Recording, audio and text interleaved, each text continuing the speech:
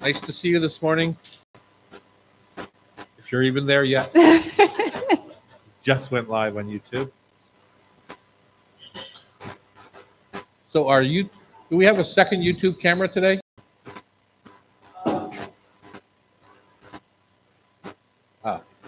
No. So just this one. So you don't have to worry. Unless you want me to turn it around to you. Pardon me? No incriminating stuff.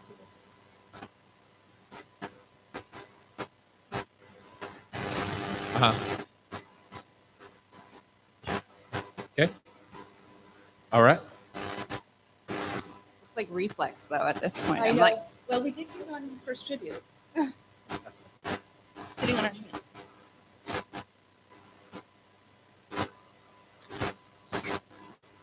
Hey, Hot Stove team, we're going live, so you can talk. You just can't talk loudly. Okay? Shout, Sean. Annie usually likes to bang a few pots and pans around. Oh, actually. She's the best at pretending the work of anyone I know.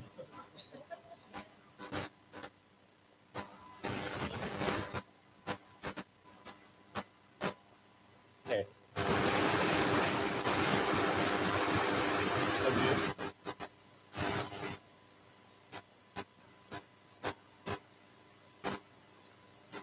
Welcome to the Hot Stove Society show on Cairo Radio. My name is Tom Douglas, and I'm thrilled to be here. I'm sad to be here without my partner, Chef Terry. As many of you know already, Terry passed about 2 weeks ago now, and we did a couple of tribute shows to him in the last 2 weeks. I guess they went live on the Cairo site, Becky, on the 3rd and the 6th, if you want to Correct. listen to them. One is a tribute to Chef Terry with all the former producers, current and former Six of us total. Yeah. Of our show over the years. And then the second one was a hour-long interview with Terry that Leslie Kelly had done. We kind of broke it down in the parts, and I got to listen to his voice for the last time here on the show. Of course, we have lots of history on the show. If you ever want to go back and get a little Terry time, you're welcome to go back and listen to our show. But if you, the tributes in particular, and I should have said that in a nicer way, I guess, because some people probably didn't know. It was certainly big here in the local news, but our friend and co-host Chef Terry passed of, he had IPF, I want to say. I don't know I can never get the I word right, but it's a pulmonary fibrosis type thing. And he went in for a double lung transplant, and he just struggled through the whole month that he had it, and then it finally took him. So we're sad to say that, especially to you folks listening who didn't know. We love him dearly. We always will. And like I said, we did a tribute show on it's posted on Cairo's site at the 3rd and the 3rd and the 6th. Is that what you said? Correct. So if you want to go back and listen to our tributes to Chef, you're welcome to do that. Today, sitting at his microphone is my daughter, Loretta I'm going to Douglas. have to start wearing a chapeau, I think. I think so. You know, the sad part about seeing you over there is that you were there temporarily. Yeah, for I was filling in during the 6 weeks or 5 weeks that he was gone from the show, waiting for him to come back. Yeah, and it's just not coming back. So thank you for sitting in and absolutely. being part of our. I'm happy and sad to be here. Yeah, exactly. That said, we have to move on, and that's what we're doing here on the show itself. We're going to move on, and we are going to continue our show. Sad to miss him, but we're going to keep it on here at the Hot Stove Society radio show. And Becky has been producing now for what, a couple of months? Yep, coming on 3 months, I believe. And 3 months? I think Isn't that crazy? Yeah, time flies. Yeah. Yeah. I'm surprised at that. We have a big show today. We're going to talk to Jeremy Sheck about his new book, Sheck Eats, Cooking Smarter, Friendly Recipes with a Side of Science.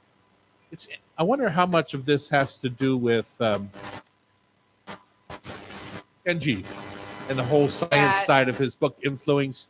You know, he's only 22, you said, Becky? Correct. But Kenji's been out now for at least 10 years, I would say. And so I think he's starting to really influence the youngsters coming up because he's the number one selling cookbook author in America. Wow. Yeah. Yeah, the way people approach. Not Jeremy, but Kenji. Yes. Yeah. Kenji, yeah. And Loretta, Jeremy you? was a food science major, I think, in college when he got into this. Oh, really? Yeah, I don't know how much those are intertwined and if that field has risen since. Well, we'll have to ask him. You followed him now? Yeah. Yeah. Of course you did. He's so tragically TikTok. hip. Yeah, TikTok. We delve into Thanksgiving potatoes and what to do with leftovers, because there's always leftovers. As a matter of fact, I cook enough to have leftovers. Do you also? I do Yeah. too. I love Yeah. You that. have to. So sad when there's not leftover stuffing. Yeah. So and gravy. Don't forget to make leftover gravy too. It reheats beautifully.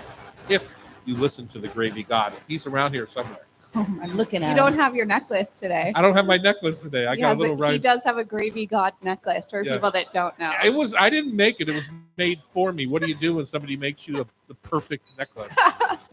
Loretta is going to be challenging me with her Thanksgiving shortcut or scratch. So the idea behind this segment is that I used to torture her about buying so much stuff at the grocery store, and she would say, "You don't have 3 kids under 3." And so the idea is, You're not as tired as I am. can you do the same thing, get to the same place at the end of the day, reasonably with some shortcuts from pre-made things at the grocery, or do you have to do it like I do, which is just make it, you lazy butt? Izzy and Madeline from Charlie's Produce are going to be cultivating fresh with us. They're going to join us to talk about Thanksgiving traditions. These two are pistols. If you haven't heard them on the show, we love them to death. So they're going to be exciting to have them back. And of course, my partner Eric is going to join me. We're going to talk about the Neb, our new restaurant that opened last night. As a matter of fact, I was there last officially? night. Yeah, officially Wonderful. last night. And then I got called over to work at the Palace Kitchen because they were getting hammered over there. So I actually worked the line at the Palace Wow. Kitchen last How'd you night. do? I was terrible, but I'm like all the Latino guys call me the Jefe. So all of a sudden, Jefe's on the line, and things just kind of like stall because everyone, which is fine, I guess. Everyone wants to be perfect, but my intention was to help things move along, and I kind of And one-handed, no less. I know, because my hand is still healing from my unfortunate tussle with a 25-ton wood splitter. And let me just tell you this: it's not good for your golf game. Yeah. Yeah. Unfortunate. It's unfortunate for your golf game. We're going to wrap up our show today with food for thought, tasty trivia. Why not? That's what I say. Why not? You have a taste of the week there? My taste of the week is I got out of the house and went to dinner with my lovely husband from Heel Tap, which is always lovely restaurant here in Seattle in kind of Ballard area. It's on Market, right? Yeah, as Market turns into whatever it is that goes into Fremont. It's about 3rd Avenue Northwest and Market. Red Arrow Coffee's also there, is next door. Super cute spot. But I think my taste of the week is probably the dirty martini that I got to enjoy Really? at that dinner for the first time in several months.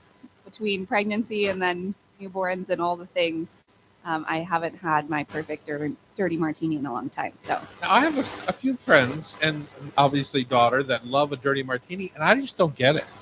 yeah, I don't think get it, 'cause mostly you- olive And then juice. I know exactly. Why don't you just go open a jar of olives and drink the brine? It's like that's what it tastes like. Yeah, and I get a vodka martini, so it's really just So the vodka it's a neutral spirit. Yeah. They call it that for a reason.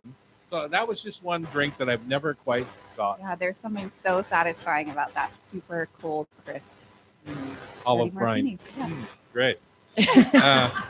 I, on the other hand, had a delicious Negroni last night, and at Neb. Neb has a little Negroni bar. I think we have Yeah, there's six 6 Negronis. Negronis, including a Pho-groni.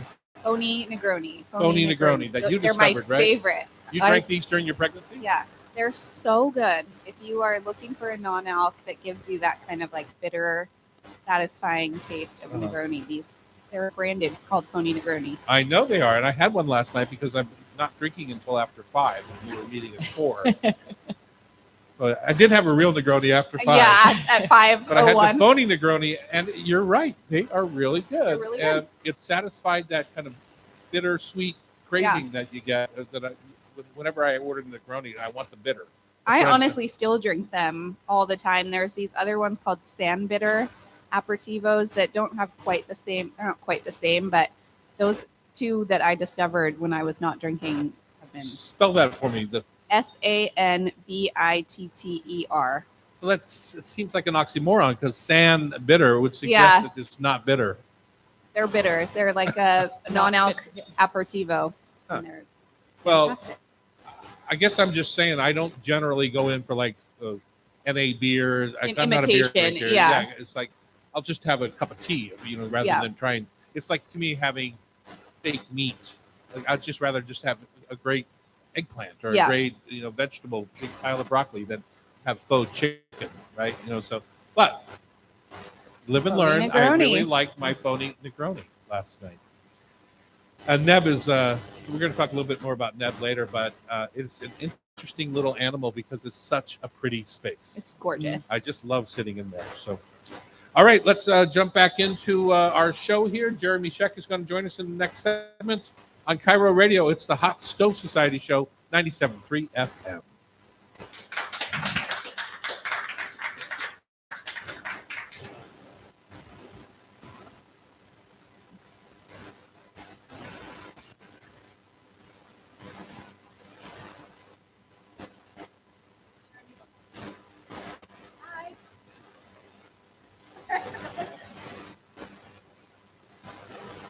Oh, there's the other one.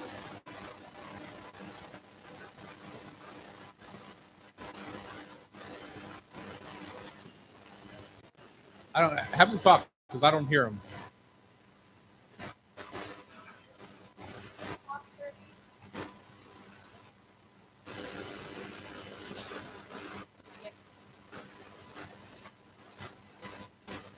Sorry, go ahead and There we go. Can you hear me? Yes, we can. Okay, is it clear? Because I was trying to use a mic and not my. Yep. Okay, great. John, you good with his sound? Okay, good. So do you want to take us through his bio? Yeah. What All right, we're back here in the Hot Stove Kitchen. It's Cairo Radio. Thank you for joining us. Hopefully you're in your garden, your kitchen, or your car, and you're driving down the street, or you're harvesting the last of the season parsnips and beets that have got a little frost on the top of them. Now, they're always better. Some of these root vegetables get really sweet and delicious. I When did you- come out to my first little frost today. Oh, did you? Yeah. I've had a few. Anyway, so you get a little frost on these winter vegetables, and they sweeten up, and they are perfect. You can even leave them in the ground all the way until February if you want, and just have a little taste of spring early. Becky, you've invited Jeremy Sheck on to join us. Yes, we're excited about this. He's got a new book called Cooking Smarter, Friendly Recipes with a Side of Science. Welcome, Jeremy. Thanks so much for having me. Really? Jeremy is 22. He's a recent graduate from Cornell University, which you looked at as a possible place to go when you were out I looking at did colleges. at their hospitality. I remember going there with you. He's living in Brooklyn, New York. And while working at a bakery in high school, Jeremy started developing his own recipes and sharing them on a blog, which has now continued to grow since 2015. Welcome to the show, Jeremy. Thanks for having me. Absolutely. Tell us about your book. What got things started here? Yeah, so I had the idea for this book my freshman year of college because I was getting ready for the following year where I was going to be moving into my first apartment. And I was thinking about all of the recipes that I think are sort of essential when you're living on your own for the first time. You should probably know how to make a few pasta dishes, some egg dishes. I think you should have emergency chocolate chip cookie dough in the freezer at all times. So I had this idea, also built in had to be minimal equipment and not too labor intensive because I was a full-time student. And at the time, it was just not realistic to write a book because I was 18. A publisher is just going to have trouble taking that entirely seriously. So I decided to just continue working on the blog. I started in high school and changing the focus to match that. And people liked it, but the feedback that I also got was like, this is good for a busy mom as well. It's not just college specific. So once my social media took off and it was a little bit more likely that I could actually get it published, I decided to make the focus not college specific, and the recipes are things that are manageable and realistic for a weekday, yet still interesting enough for a dinner party.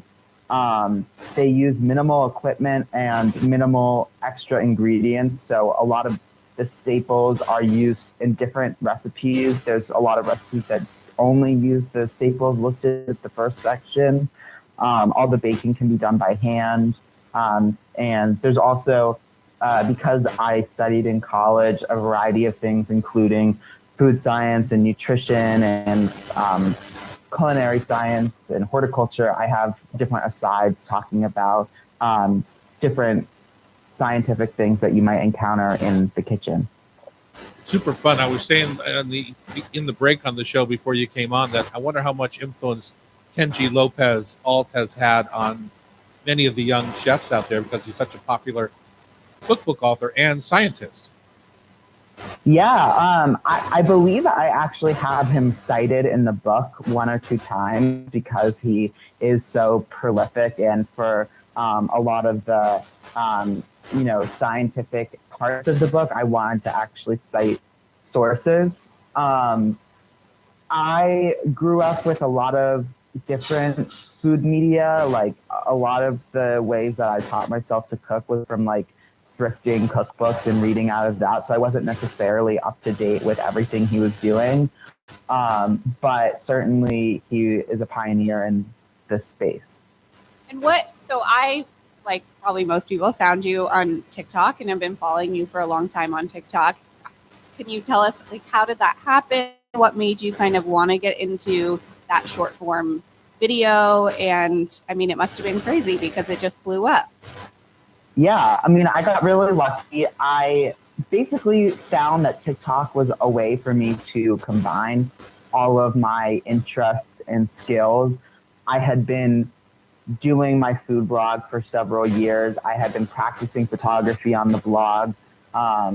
And as a Gen Z kid, like, it kind of comes naturally to use social media. And when I was moving out of my apartment because COVID started, I started making videos of like cleaning out the kitchen and using my leftover ingredients. I didn't know when we were going to be coming back. We had no idea how serious this COVID thing was. And so that's when I really started making serious food videos. I sort of thought, like, how hard could it be? I also, like, sometimes it seems like based on, okay, you made a random video, you went viral, and then a book landed on your lap. But like, I actually, as I discussed, like, had the idea first and then thought, okay, social media might be a way that I can make this possible. You were working towards something. Yeah. Well, Jeremy, I think this book is beautiful. It's so approachable. And the thing that really strikes me is how good you are at describing things. And maybe I've seen it on TikTok, but also in your book, like your braising section. It's just so well laid out.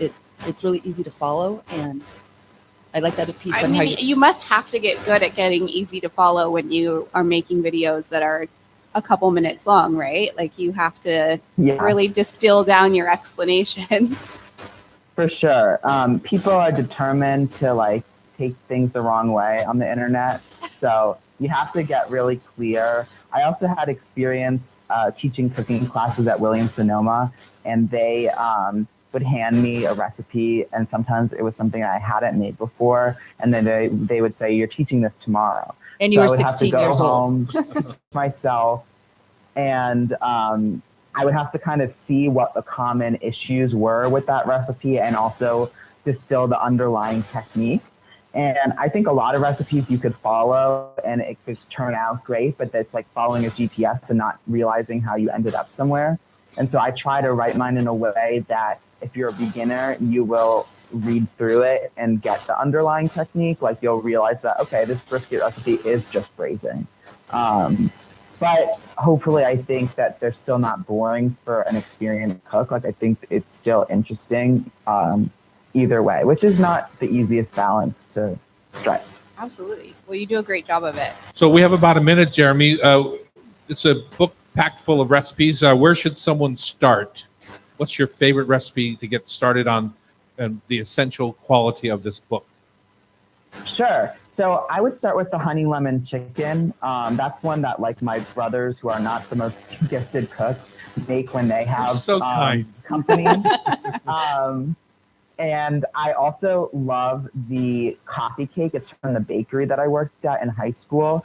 It seems like it's too simple to be good, but it really is special. And it uses only staple ingredients found in the book, nothing weird or that you'll never use again, and it doesn't need a mixer. It doesn't need a mixture. And that's an interesting angle on this. Jeremy, I don't know if you know this or not, but I've written a few books. And so on your next book, you are welcome to quote me in it. Sounds good. Instead of Kenji, yeah, because, just need a little variety. I'm sure he's going to take you up on that. Be a little old He's chef. Putting that in I'll his send it pocket to you. for Don't later. worry. Because, I have a TikTok following, too, of about 11 people. And that's being generous. And you have how many million? 2.1 million. On TikTok, yeah. Wow. Yeah, casual. Casual. You'll get there one day, Dad. Well, we loved having you. It's called Sheck Eats Cooking Smarter by Jeremy Sheck. Friendly recipes with a side of science. And I love the science aspect of it because people just don't understand how things happen. And when you give them those little clues, I think it's a fabulous way to Well, and I think it makes you a better cook in the future, right? Like you learn how the science works behind doing one thing, and then you recognize that's happening exactly as you go forward. Jeremy, thanks so much for For sure. taking some time for us. Thanks, Thank Jeremy. Jeremy. you. All right. Bye, thank you. Good fun there. Cooking Smarter with Jeremy Sheck of Sheck Eats. We have some Thanksgiving potatoes and leftovers coming up, if I'm not mistaken. Yes, we do. On Cairo Radio. It's the Hot Stove Society Show, 97.3 FM.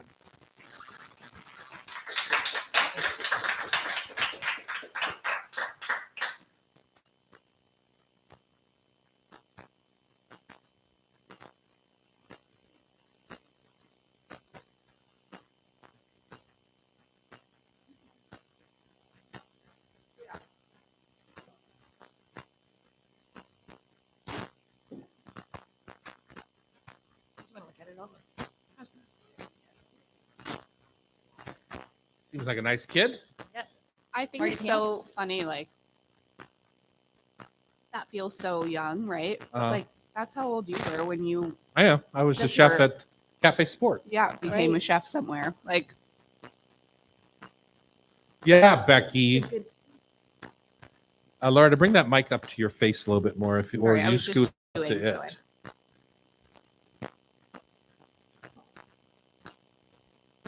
That was a good thought here, Becky, to talk about the Thanksgiving shows past. Well, that's why I Yeah. did this because I didn't want to do it. And I've actually gone down. No, but I like giving people the date. Yeah, that's Yep, what I'm saying. right. Yep. Hello. Welcome back. It's the Hot Stove Society Show on Cairo. I'm Tom Douglas. I'm Loretta Douglas. Loretta is the legal counsel in our company now, part owner and recovering lawyer. You're still a lawyer. I like to say recovering from billing my hours. That's for sure. I don't know. I feel like the company gets billed a little bit. And then Becky, I don't think I introduced you at the beginning of the show. Becky Guzak is our producer now for 3 months. Wow. Oh my God. And you haven't, I didn't know if this was going to work out because you seem like you travel the world, but you've been here. Yeah, I'm here. I hope you're not traveling just for us. We've done many Thanksgiving shows over the 25-year career of our show. And I say 25 years in round numbers. It might be, I don't know. So, Becky, you went back and listened to last year's Thanksgiving show. And what did you find out? I did. I learned a lot. Well, it was very sweet to hear Terry again. I got Terry. But, learned about to brine or not to brine, how to make gravy. So I would recommend anybody go back and listen to it. You can search it for Seattle Hot Stove Radio Thanksgiving gravy from November 18th, 2022. And Okay. it's very relevant to today. And it's easy to find on Very, Cairo. Yeah. Well, on any app, any Any app. podcast. Yeah. Okay. platform. So then we're going to bookend another one now with some potatoes. And Yes. what's your interest in potatoes? Oh, I so deep dive down on this, on all the different ways to do mashed What a potatoes. shocker. I have a research problem. Yes, you do. There's the New York Times just had tons of videos, and one of them was, I think there was Julia Moskin's New York Times, 5 stars and 2,200 reviews Wow. on mashed potatoes. 5 stars in 2,200. That's a Yeah, pretty high percentage of 5 Exactly, stars. Yeah. exactly. So I wanted to ask you guys, how are we going to do mashed potatoes? Well, it seems like we should ask Julie. Yeah. What kind of producer are you? Couldn't get Julie Moskin on the show? No, short notice. Well, it's interesting. Like, what do you start with? So should you start with a russet or a Yukon? And Right. she does a combination of both. Oh, One for interesting. the creamy and one for the flavor or Right. fluffiness. Fluffiness. Yeah.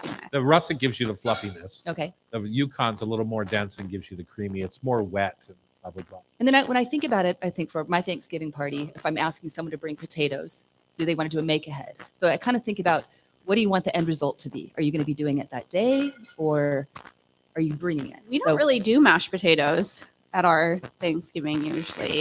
Yeah, in the past I have some sweet, some match, but Okay. yeah, I grew up think with we often always the do, like, combo. Yeah. Scallop potatoes now, or potatoes au gratin. Thanksgiving? Are you sure? Were you coming to my house? I think so. Well, let's go back to potatoes. Let's start there. And I think the biggest mistake people make right off the bat is they have a big pot of water on the stove and they peel their potatoes and they put the potatoes in a big pot of water. What's wrong with that? Yes. The starch. Well, there's the starch issue. There's the flavor issue, right? Potatoes aren't super flavorful to begin with. So then they put a lid on it and then they dump all that beautiful, flavorful water right down the Salted drain water. that you have. And now you've got your potatoes, but a lot of the goodness of that potato is now lost. And the ones that are in the pot are probably a little bit waterlogged. And so because most people overcook them. And then when you see them starting to fall apart in that boiling water, you might as well just start over, in my opinion. You've done all that work, all that peeling. Oh, Yeah, man. tough, I know. tough nuggies. You should figure this All out right, so before when you do do you all pull that them? work. So the idea in my mind is that you want to more steam your potatoes, right? So over a hot steam bath or in a pot with just a little bit of water on lower temperature, where you can just put the lid on tight and then steam them, and that you keep the essence of the potato. So that to me is until they're cooked tender. That's the way to go. I leave the skin on. It makes my wife Jackie crazy I that know. She and I both take it off. yeah, she likes. I like that little. I love the skin of the potato, so I don't mind that little chunk in my mash. But some people have a problem with that. So, being the good guy that I am, sometimes 50% of the time I'll peel potatoes. You can use red spuds, make a beautiful mashed potatoes. There's a recipe in my first book. We call them the Red Bliss mashers. You can use Yukons. You can any potato works. You can do sweet potato, regular potato combination. They're all delicious, but you heat some cream, you heat some butter in your cream, so you want to pre-melt it. At the end of the day, what you want to get your mash to a point where they can sit in a warm oven and not seize up, right? Because you've mixed them in your blender or you've hand pounded them, so they're more not your blender but your your mixer. And so, to me, you want to make them loose enough so that as they sit there for an hour or two with a cover in your oven, they don't freeze into a solid block, right? That's the worst. You want a big creamy bowl mashed potato. Then when you serve them, you put I do the 5 kinds of fat: cheese, sour cream, butter, And then you put gravy on all that. and I put gravy on all that. But the biggest thing for me as a kid Oh. when I was growing The up, butter well. my dad would stand at the end of the table and carve the turkey, and each of us had to wait Oh, man. while he carved each person's turkey, and everything's just sitting there in front of you, and it's like the mashed potatoes. There's this giant bowl of mashed potatoes and a big thing of, well, my mom used oleo, but just melting on the mountain peak of the mashed potatoes. And I was determined always, which is partly why I'm the size I am, to get that first dollop out of the bowl with all that melted oleo on top. And I will say, when we went to my grandmother's house, it was always butter. My mom was a little more frugal. But also, you're a family of 10 with no guests. Exactly. That's a So long wait. But I want to. Can we go back for a Yeah. second because you said you always heat the cream and the butter before putting them in. And I often, if I'm dumping my potatoes in a mixer to mix them up, they're steaming hot. We'll just put in cold pats of butter and cream and know that it'll raise the temperature while doing it. Is there a reason that you are heating it Well, prior? I want my final consistency. I want to know that it's coming out. So as soon as you put cold butter or cold cream in, you start to cool down your mashed potatoes and they start to seize up a bit. Okay. And so to me, it's just a way to identify where my potatoes Where it's are, gonna where I land want at the them to end. be as I serve them. Because when you're making them, you're most likely beating them and serving them. Yeah. At Thanksgiving, when you're trying to get all your things together to come up with your stuffing, your turkey, your vegetables, everything to come up at the same time, you can't do everything at the last minute. You Okay. have to have some things like mashed potatoes that can sit for quite a long while in a 150-degree oven as a warmer oven. So that's Got it. why. Have you ever tried to bake them whole? Yes, and of then, course. Yeah, that- and we do that sometimes for gnocchi too because Okay. it dries them out. Yep. Right. And they go through a ricer. And Mm-hmm. well, thank you for the potatoes. I feel like the ricer is so much work. It is because it's so, too small, Yeah. but it's so The gratifying. It's KitchenAid like- is just like so fast. yeah, that's true. That's true. So tell people what a ricer is. A ricer is kind of like a two-handled, It almost tool looks that- like a lemon like a squeezer. sieve. Yes, Yeah. like a large lemon squeezer, and it just comes out like when you were a kid, you'd play with silly putty and or Mhm. Play-Doh, and it would go through those little strings. Yeah. And that's how it comes For out. the food mill, right? Food you mill put too, it in yep. and Yeah, it- the ricer you is turn better, it. easier than the food mill, I Mhm. think. Oh, okay. And if you're going to use a ricer, you definitely have to peel your potatoes Yeah. first because The peels skins just will just clog it up. clog everything. Thank you. Now, can we talk about leftovers? What Yeah. are your favorite leftovers? Well, we always had them, right? I always made you my favorite mashed potato cakes, and because Ooh. my potatoes had the 5 kinds of fat in them, when you pan fry them, they get beautifully golden brown In butter? In butter. In Uh-huh. butter, obviously. But yeah, so just little mashed potato cakes, and then we would have those for breakfast or something like that. But if you're having them for lunch, or you make a piece of toast and you spread the mashed potato Ooh. on, then you put your turkey on Yep. top, and then you put your gravy, and sometimes like Jackie would An put egg? stuffing. No egg for me, but Jackie would put stuffing on there Mm. on top of her toast. Yeah. Stuffing's my favorite leftover, I think. I mean, it's a little hard, I think, because it can dry out when you put it in the fridge and then you go to reheat it. So, but man, our Thanksgiving stuffing, I wish that we had Thanksgiving 5 times a year just so I could eat it all the time. I read about a leftover stuffing waffles topped with mashed potatoes, gravy, and cranberry sauce. Oh, so they put the stuffing in a waffle iron Yep. and Yeah. kind of Yep. pushed it together. That'd be good. You know, that is one of these little, what do you call them? Appliance. gadget. that- Yeah. If you look on YouTube or TikTok or any place now, you see all these kind of like cool waffle things because people have this appliance around their house and they don't make waffles very often. So they are thinking of new things to do with it. And it's like a panini press at the same time, right? You utilize your waffle iron in the same way.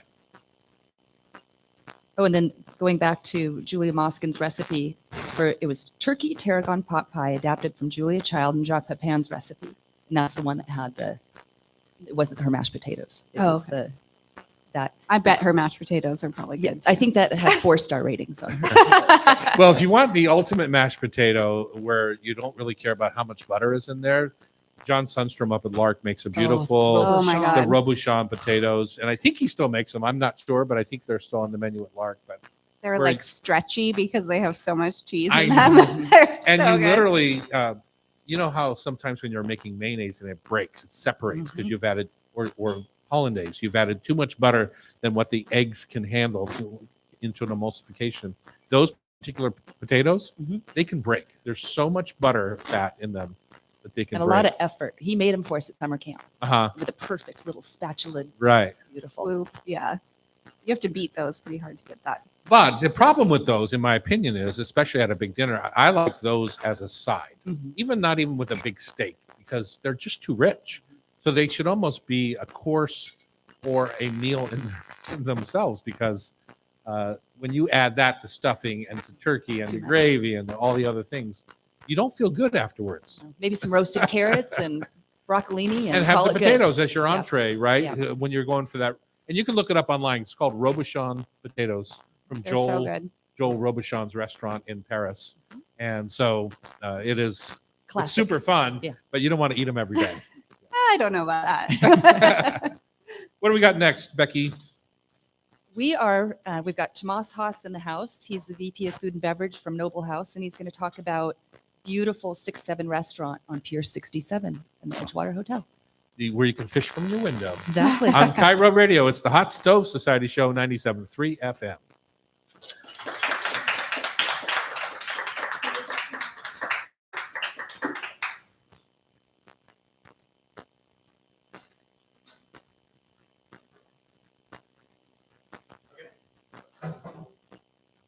You just want to talk. Sean, can you fit that mic for him, please?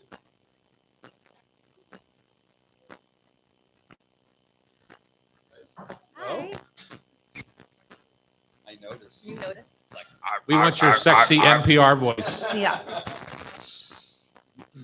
God, I had breakfast already. Hey, that's Biting in this thing otherwise.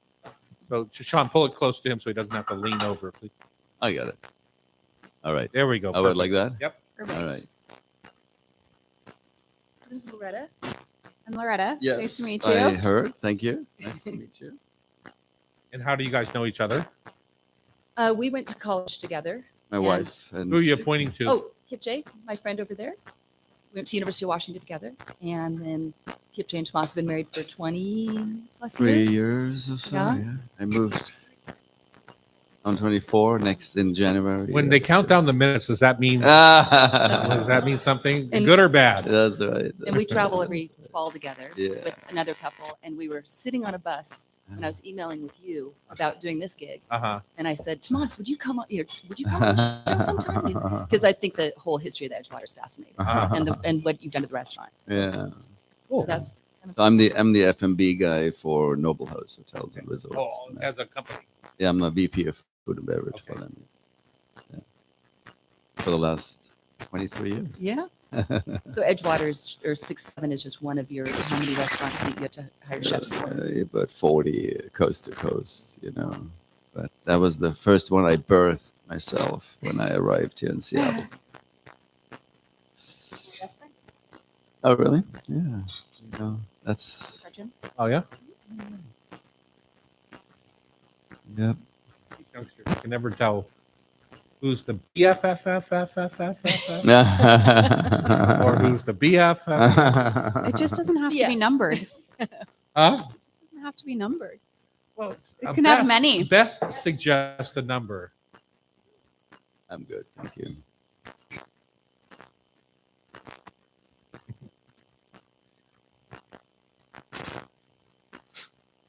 Best part about being a parent is watching your kid grow up. Yeah. I always felt like every year was better as she got more and was first more and Well, if you stay realized what a cool guy was more. exactly, the adult We're still working on relationship is that so much one. longer than raising. All right, here we go. It's the Hot Stove Society Show on Cairo, and we are winding our way down to the Seattle waterfront. Becky, you have a good friend here at the mic, Tomas Haas, and he's the vice president of food and beverage for Noble House, which is a group of hotels across the country. And the one here in Seattle, the restaurant that is most famous for here, is called 6-7 Restaurant on Pier 67 at the Edgewater Hotel. So how do you know Tomas? We have been friends for 23 years, and we travel together, and we have a lot of fun. We dine at a lot of places. Been to the Edgewater many times, Mhm.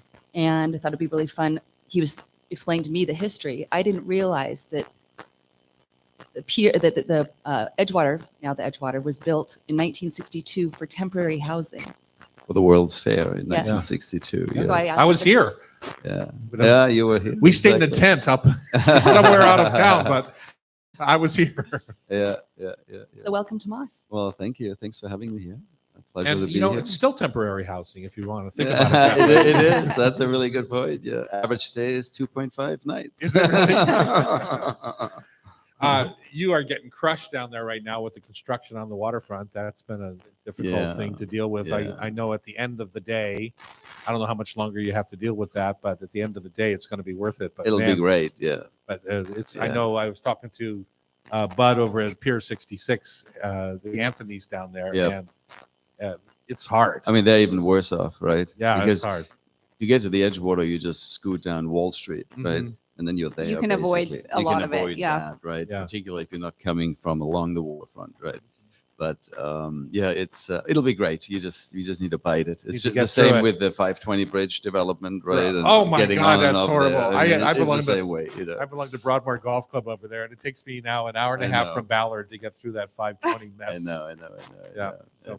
But we're excited, and you know, this is always a great time of the year, the holiday season, and yeah, we're excited. Do you Right. do anything special at the restaurant for the Well, holidays? well, yeah, we obviously have our big Thanksgiving dinner, all day affair there, and then Christmas too, something, and then New Year's Eve obviously as well. But this year we're doing something different, and we're putting on a like a Christmas pop-up bar on the second floor.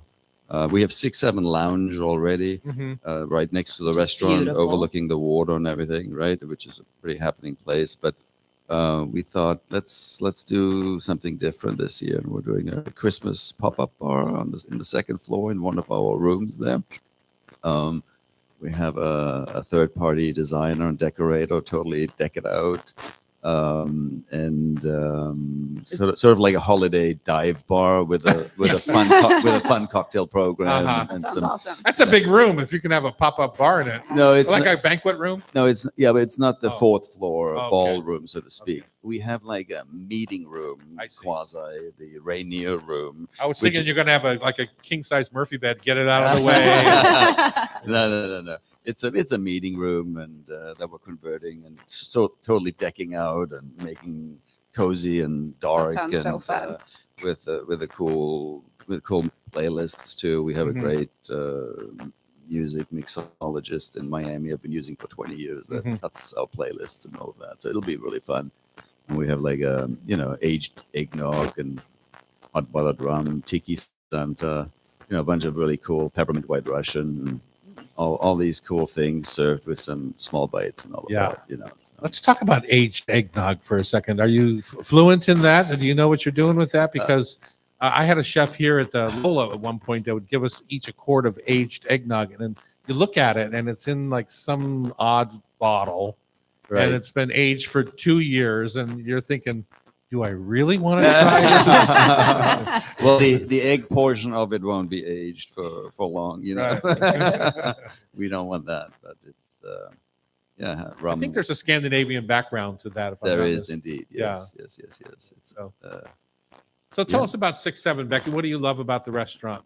Well, the view, and it's beautiful. It's also kind of timeless. You know, as a restaurateur that has no view restaurants, we Right. always say, you can't eat the view. That's true. That's true. Yeah, that just makes you feel better I about know, just yourself. like- Not having a view. About my locations. But if my back is to the water, I love the people I'm with. But the How food about, is how really about the good. food? Food is delicious, and someone's bringing over some burrata, tomato jam, cranberry, Thingamajig. something. Yeah. You're saying I'm not making that and I bringing that? got your number. Yeah, so that was my first when I arrived here. I met my wife in New York City in the year 2000, January of 2000. And randomly one night in an underground bar in Chelsea. And then I ended up here in Seattle 6 months later, and was lucky enough to get a job at Noble House Hotels and Resorts as their vice president of food and beverage. And the Edgewater Hotel, or more specifically 6-7, what it turned out to be, because it wasn't 6-7, it was Mud Shark Bar before, and the Grill, I believe it was called, Yeah. was a really Ivy. was the Ivy average at best. I haven't been back since you got rid of it, I'm eatery. telling you. Wow, So, so that's 20. that's 23 years then. Yes, we need to lure you in there Yeah, one of definitely. these days. Maybe together with Becky. Maybe Absolutely. Becky can help us And to Jackie. get you in there. Yeah, exactly. Anyway, no, that was my first project, and we've grown it into just an institution now in Seattle, right? I mean, it was an amenity to a hotel type of an establishment right before, and As so many were, right? It was just really just Yeah. to take care of the locals. And then Yeah. hotels maybe 30, 40 years ago started recognizing that Yeah. there's a revenue opportunity, Yeah. that people will stay in a hotel that has a nice restaurant. Yeah. And it was so- actually less than 30 or 40 years ago. It was really only like 20 years ago Uh-huh. when that movement really happened, right? Where hoteliers realized, hey, yeah, we're missing out on Kimpton something. hotels there. really, Yeah, I thought- Kimpton was sort of the the and that, instigate- and yeah. Yeah. Anyway, so I don't want to ding on Kimpton, but now you look at some of the restaurants, And it's, they're- yeah. Getting outpaced a little somewhere. Yes, but Good. I really That's a think of good- them as kind of starting that down in San Francisco. But they and, certainly were the birthers of that movement. Yes, yes. and if you look 20 years ago when Lola opened, it was kind of inspired by that same idea. Right. The hotel owner here Yeah. wanted a nice restaurant to complement the hotel, Yeah. not necessarily just to feed his guests. Yeah. Right? Well, and a happening food and beverage operation, lounge and restaurant really ends up being the heartbeat of a hotel, Mhm. right? I mean, we've become more and more social over the years, right? And a successful happening restaurant, lounge and restaurant operation certainly contributes to the hotel. Yeah, it really is a good place. And you see now with the Ace Hotel influence on lobbies, Yeah. where people are gathering in Lobby lobbies lounges and yeah, all of that. Exactly. Yes, It's yes. And we're super doing fun. this. We're doing the same thing. We're blessed with a great layout there at the Edgewater too, and obviously a historic situation. We're celebrating next year the Beatles. They came in 1964. right? They Yeah. came to Seattle for their concert. Their first world tour. or Yeah, their for the first world tour concert. They stayed at the Edgewater, fished out of the window, right, as Yeah. we all know and heard about. And so there's a 60th anniversary coming up next year. Crazy. It'll be fun, yeah. Crazy, man. Well, thanks so much for sharing that. Head down to 6-7 for a little Thanksgiving or Christmas or whatever you want. Yeah, over the And holidays. Check out the holiday bar. I'm going Yeah. to come. Becky's promised to take me down Yeah, there. maybe we'll. She we'll- says she we'll eats meet up free there. down there. So Pretty much. Thanks, just Tomas. kidding. We love to pay. Okay, shortcut Great or to hear. scratch is up next. You ready for this? I'm ready for it. Loretta, Ready you for ready this? for it? Yeah.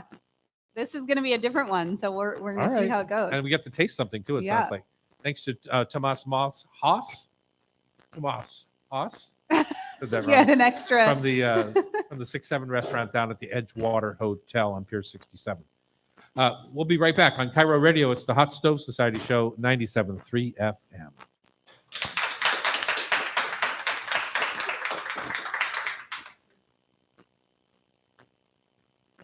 I like that they don't sit next to each other. That's really, yeah. That's how you stay married. Yeah.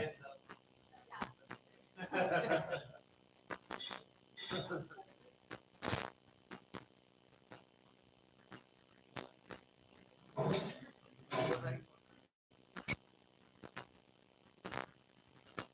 my, what do we have back here?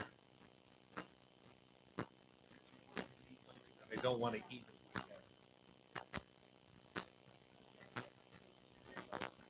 Yeah. What's going on here? We're tasting.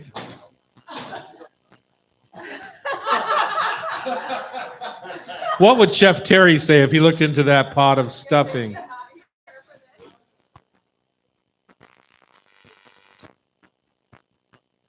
What is it? What is that from? Did you just buy the thing of gravy? Yeah. Yeah.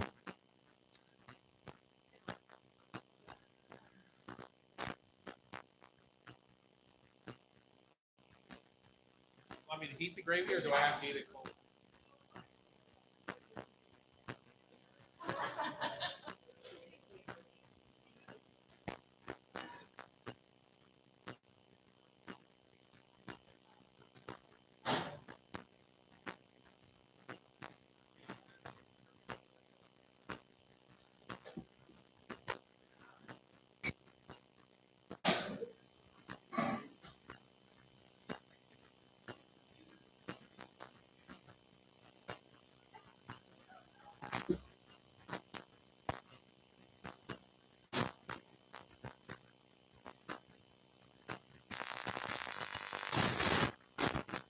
Well, the good news is you'll get to supper with me. Yeah, they have to try it. If they show up to the show, they have to try it.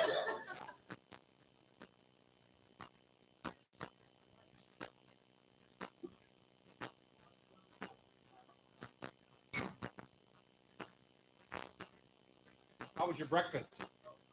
Yes?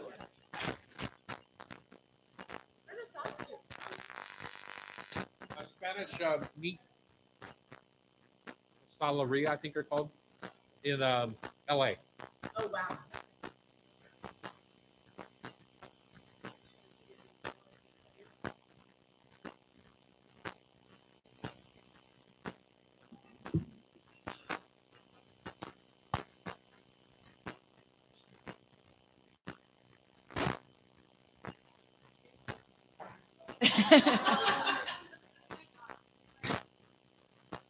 Oh, yes, we are.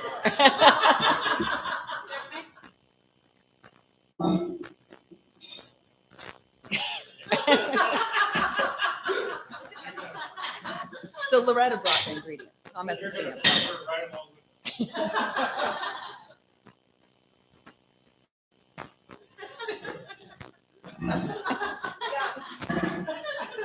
Reminds me when we have our what we call the Hot Stove Society tasting panel, and we'll buy the 10 different kinds of chili that are in a can at a grocery store, and bring them all here, and then we would just literally open the can and taste them. It was the best way to torture Chef Terry. I'm gonna be nicer. Oh my God, I'm he just could not. poor guy. Yeah. Okay, Annie, what's going on? Are you gonna? We need to put this out so that we can do our segment. What's going on? Why are you holding out?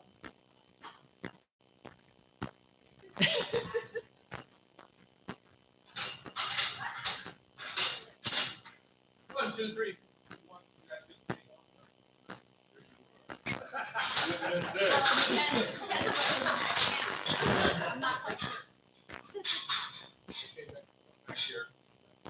We need to help get all this stuff out.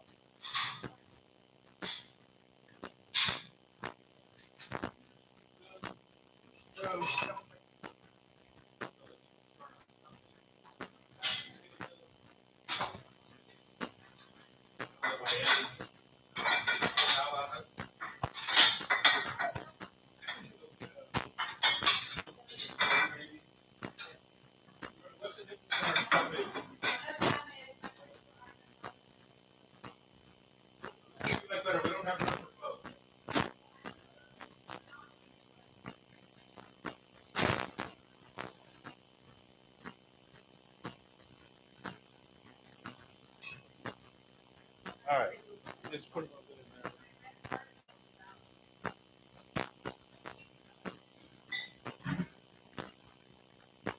Well, this one looks better.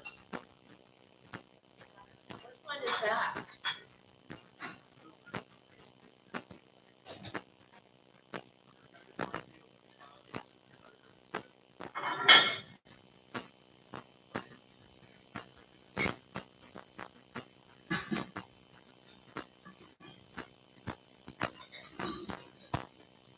Gravy right on top.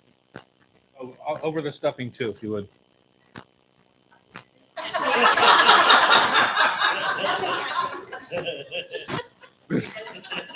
Gravy on every. That's your great. Cover it up. We'll even put some gravy on Annie. Do one more round of gravy, Annie, just so that it. Yeah, well, we definitely don't want to taste it. I do know.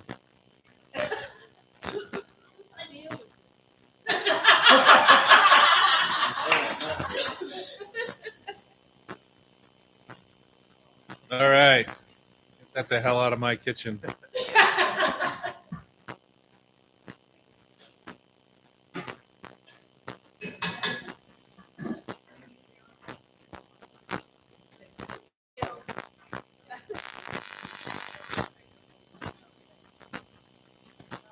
Okay, give it up. Goodbye, Stovetop stuff.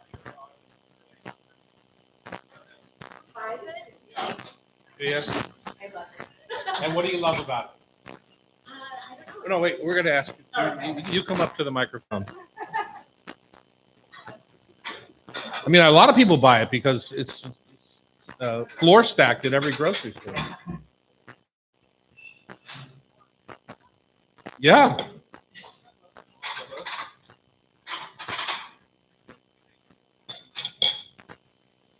Okay, just have a seat. What's your name?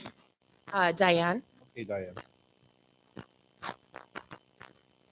Pull up a chair. I'm going to ask you when a time comes about your stuffing habits. And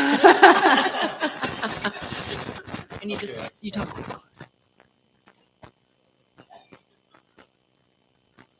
You're not going to try it on air? No, you have to try it before because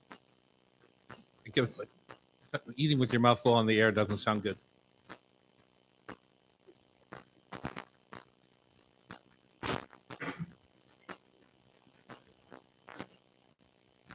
That's the stovetop for sure. Why don't you just and those? That one's Pepperidge Farm.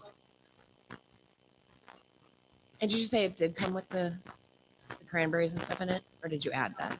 Oh, you added that? Oh, okay.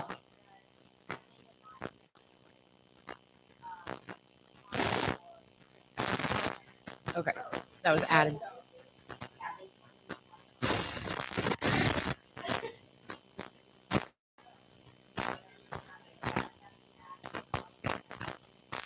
Well, what does it come with? Just the bread? Yeah, the whole thing, but the bread. All right. Yeah.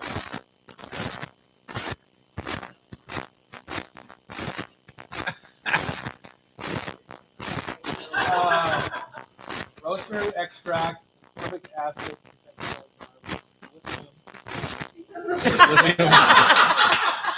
Just you can plug your stuffing right into your electricity outlet. Oh, that's funny. Calcium carbonate to extend freshness. So you'll still taste good when you're 92. Okay, you ready?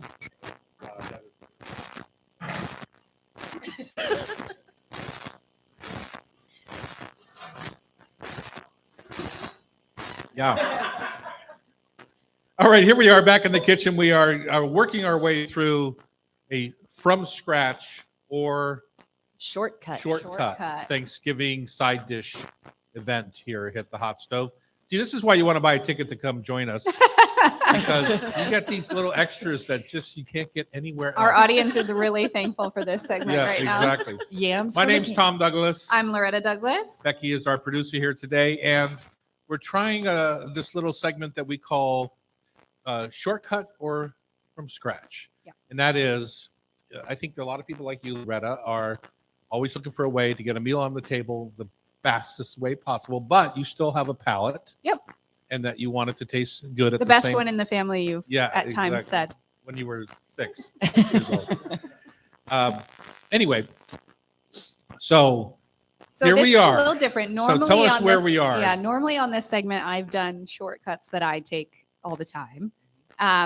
Today we're doing shortcuts I've never taken, and I wanted to see if any of them were worth taking. Okay. And so in front of us, we have two kinds of Thanksgiving stuffing off the grocery store shelf. So I read a couple articles, and these were the two top rated packaged stuffings. One of them is the Pepperidge Farm Herb Seasoned Classic Stuffing, and the other is the Stovetop Savory Herb Stuffing. Okay. And then I got a little overexcited in the grocery store, and I kept going. So we also have McCormick's onion gravy powder that is now made into gravy. Mhm. We have the Idaho. You know, I am a gravy god. I know. So Okay. this is going to be painful for you.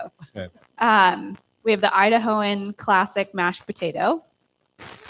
And we have, Are they pearls or flakes? I think they were flakes. Thanks. We have French's crispy fried onions, Oh, those are good. and we have Bruce's cut yams in syrup.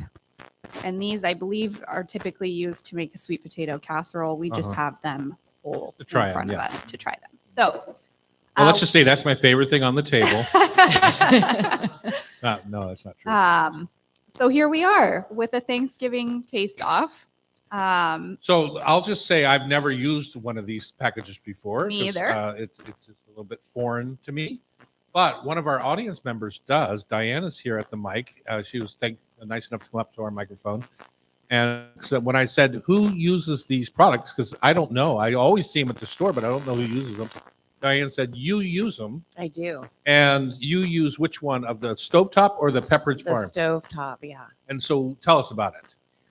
It's super simple to Mhm. make. You can do it in the microwave or on the stove or in the oven. Uh-huh. I like to make little muffins out of it and put it in the oven. Oh, that's like a good idea, because then you get the crispy edge. top, yeah. Ah, nice. And it's very nostalgic for me. My mom used to make it when I was a kid. Isn't that funny? Do you make them outside of Thanksgiving time? No, I typically Thanksgiving is Thanksgiving only. Okay.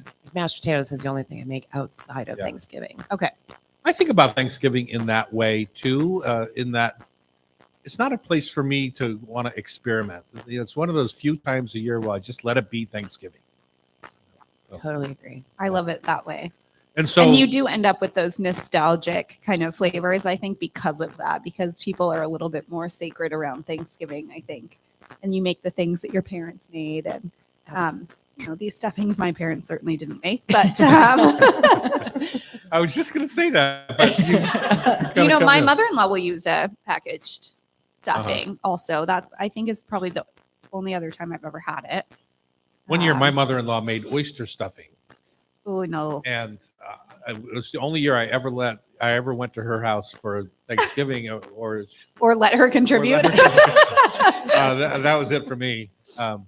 I learned to love her 5-hour bean casserole, though, Oh, yeah. where she would start with canned beans that were completely Mushy. mushy and then cook them for 5 hours Yeah. with Sounds like my mom. with great like a mushroom soup on top, and then the French's fried onions. Well, Diane, thanks for sharing that. That's very sweet. So, Loretta, a couple of things here from scratch or from a package. Yeah. So, number one, on the Pepperidge Farm, which is the one that I like the best because the stovetop, you just follow directions on how to rehydrate that. Is that Yeah. true? Okay. To me, I like, I would rehydrate the Pepperidge Farm a little bit more than we did, but it's the stovetop recipe to me was a little bit too hydrated, unless you're going to do what Diane does, which is put it in a muffin cup And let then it bake crispen it and up. crisp Yeah, up. then you Okay. have like this cool little. Both muffin of us, cup. I think, were remarking that like the Pepperidge Farm looks a lot better, and then it turns out that our hot stove chef team doctored it up. Well, it does look a million times better, but if you read the package, there's nothing in there but breadcrumbs. It makes you, when you buy these things, it seems to me, it makes it feel like that there's stuffing, like a real stuffing in there, but you still have to do all the work.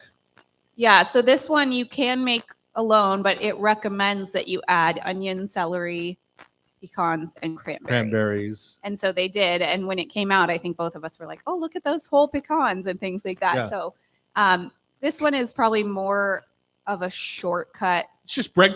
Basically, it's bread cubes it's just or a bread. base that you Yeah. doctor up. Whereas the stovetop, really just says Add make water. It does have a nice recipe for spinach stuffed mushrooms with their stuffing on the back. Does it at least say add turkey stock or chicken stock instead of water? No, For more flavor? water. Just water. Okay.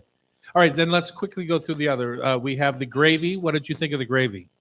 I mean, I grew up with a gravy god, so I don't think that I can pass on the. It's very salty, Very salty. Yeah, that's just going to be.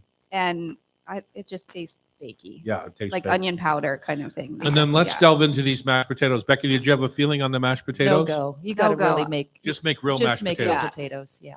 Well, And there are, I will say, I bought the classic flavor because I wanted the plain. There was probably 20 flavors of these Idahoan mashed potatoes in the store. So people are using them Yeah. for sure. I can't get on the texture train with those. So no shortcuts on mashed potatoes. Is that what I'm hearing? I think that's what we're saying here. Although of what's at the table, other than the fried onions, we're going to take those out because those are just good.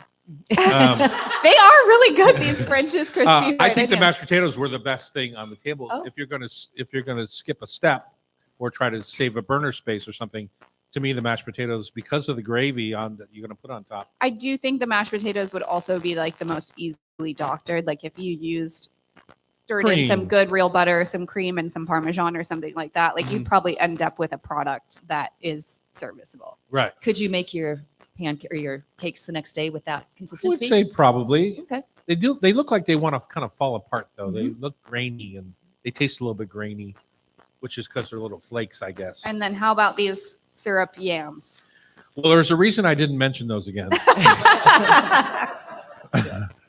How did the audience feel? The audience got to eat. No, not for you. Okay, so there you go. Syrup yams are out. Okay. Do you like a sweet potato casserole though in general? I don't. Okay. Yeah. So it might be that. I mean, it's just a sweet. It's basically dessert on your Thanksgiving table, Yeah. anyways. So And I know there's a lot of favoritism towards marshmallows on top. Just don't do it.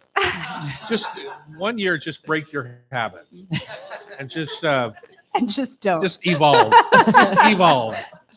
Well, crispy fried onions are the winner. So I don't think there's any reason if you're making a green bean casserole or something like that to be frying your own onions. I mean, those are totally good. All right. Thank you for that, Loretta. It turns out that making from scratch has won out from our audience and from us. Izzy and Madeline are going to join us from Charlie's Produce, Cultivating Fresh, when we come back on Cairo. It's the Hot Stove Society Show, 97.3 FM.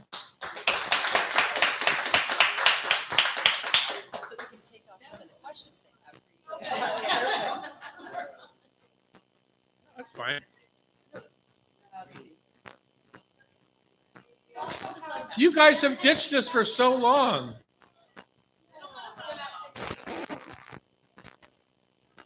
First of the season Satsumas? Is that what you said? Oh, perfect. Wow. Let's try them. They look like you.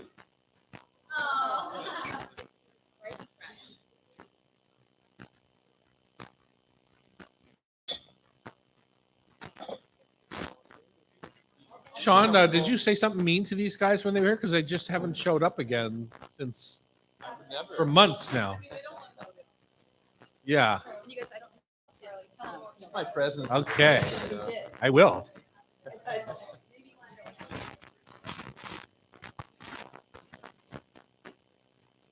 And if you wanted, you've got. No, they can sit. I don't think we met. No, yeah, Great to hi. meet you. Okay. I would give you a little Terry this, but Oh, sweet. probably don't want to forget because I don't have to avoid that. I think we're good over here. Yeah. Is this good for you? Good. We'll give separate mics, right? Yeah, Sweet. okay, all right. Yes, we are so good. Becky, will you give everyone a Satsuma for this segment, please? No pun intended. Oh. Nice. Huh? Yeah. We have a gift for you from Charlie as well.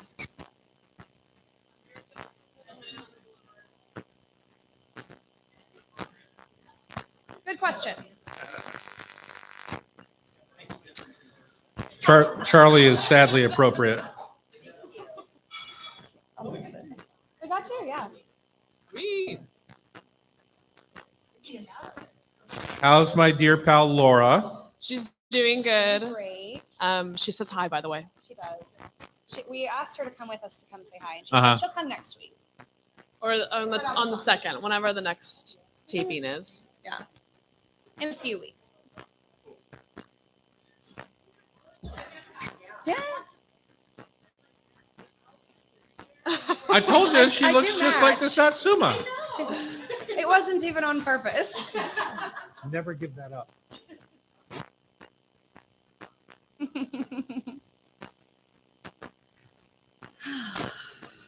Thanksgiving. You believe it? Talking Thanksgiving.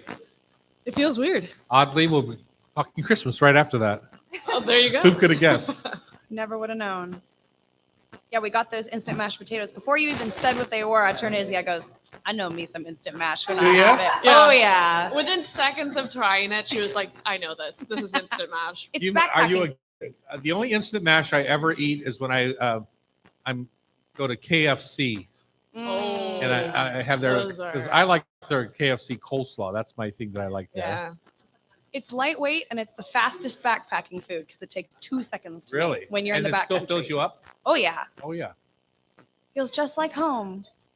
Oh my God. You need a new home. I think that's the only time I've ever had those. Yeah. Yeah. Why would you camp when there's like the Edgewater Hotel to go to? It's like the same thing, right? Yeah, it's literally the same That's, thing. that's my idea of camping is room service.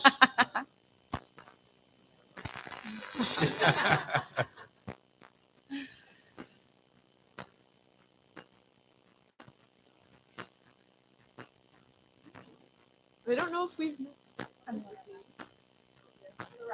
Loretta, Madeline, nice to meet you. Nice to meet you. Yes, we knew that. We've been loving the shot of the twins every week. After we watch. We've been getting up Oh my God, to those it. are so good. Yeah, we like the stem and leaf ones. They're like They feel supposed to festive. denote more freshness, and they also are for I think one of the other one holiday for like good luck. Supposed to I know They're they're my traditionally toddler like is, at the like, bottom of a obsessed Christmas stocking Yeah, to like yeah, fill out okay. the toe. Always put yeah. oranges in my stuff. My toddler is obsessed with mandarins and Mhm. Atsumas. I lobbied for the chocolate oranges pretty quickly Onesie once I break. figured out that those existed.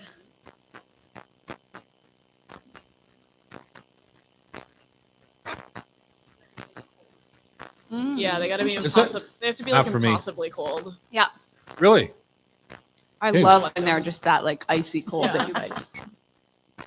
We are back here at the Hot Stove Society Kitchens, right downtown 4th and Virginia, downtown Seattle, in the beautiful Hotel Andra. We're excited to be here. We've been here for quite a long time now. July will be 10 years for our cooking Oh, school wow. Wow. here at the Hotel Andra. Izzy and Madeline from Charlie's Produce are with us. It's our continuing Cultivating Fresh segment. And today we're going to talk a little bit about Thanksgiving tradition. Oh yeah, unconventional. Oh, really? Well, we don't really have traditional Thanksgivings. That's why we made it an unconventional segment. I like it. So who wants to get started? Because to me, unconventional for you might be typical for somebody else. True. That's a fair point. Uh-huh. I think my family a couple years ago started to do seafood Thanksgiving. Really? We I think the turkey just dried out too many years in a row. Uh-huh. And we were just kind of over it. We wanted to change for something. So yeah, we've been doing seafood Thanksgiving for the last 4 years. However, this year my parents have decided that they want to do a regular, like traditional Thanksgiving. Uh-huh. As my dad just bought a Traeger. So he wants to try to smoke the turkey Mhm. on the Traeger, Mhm. which feels crazy, but we'll see how it goes. Well, you know what the problem with that is? What's the problem? You'll get the drippings. Yeah, I thought about that. And how do you make gravy from with no dripping? With a packet like we just Yeah. tasted. Exactly. When I was at Costco doing a book event, book signing a few years back, the number one thing I saw go by in carts were quarts of gravy. Oh, interesting. Yeah, and it was just Like made from me- their refrigerated section or Yeah. jars? Yeah, refrigerated section. I It see. made me twisted. So anyway, so that's the problem with smoking. Although the turkey itself is delicious. Yeah. Let's hope this will be our first year. And so, are you sad to miss your seafood? Before that was what king crab, or what would you do? We did like the whole kit and caboodle. It was king crab or snow crab, depending on what looks great at the market. And then I usually made like a chiapino or bouillabaisse to kind of accompany baked potato bar and oysters, raw and grilled.